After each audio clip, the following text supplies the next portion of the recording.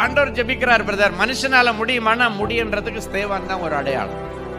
ஆண்டவர் அவனை பார்த்து இவ்வளவு கல்லெறிஞ்சு கொல்லுகிற இந்த ஜனங்களை பார்த்து இந்த இரத்த பழி இவர்கள் மேல விழாதிருக்கட்டும் இவன் சொல்றானே, ஆண்டவருடைய பார்வையில ரொம்ப பிரீதியா இருந்துச்சு. அதனால் ஆண்டவர் பிதாவின் வலது பாரசத்தில் எழுந்து நின்று அவனை கனம் பண்ணினார் என்று வேதம் சொல்லுகிறது. ஆண்டவருடைய உயிர் தெழுந்த வல்லமை உங்களுக்குள்ள வரணும்னா இன்னைக்கு நீங்க யார மன்னிக்க முடியலையோ, அவங்க எவ்வளவு பெரிய துரோகம் பண்ணி இருந்தாலும் சரி, அதை இன்னைக்கு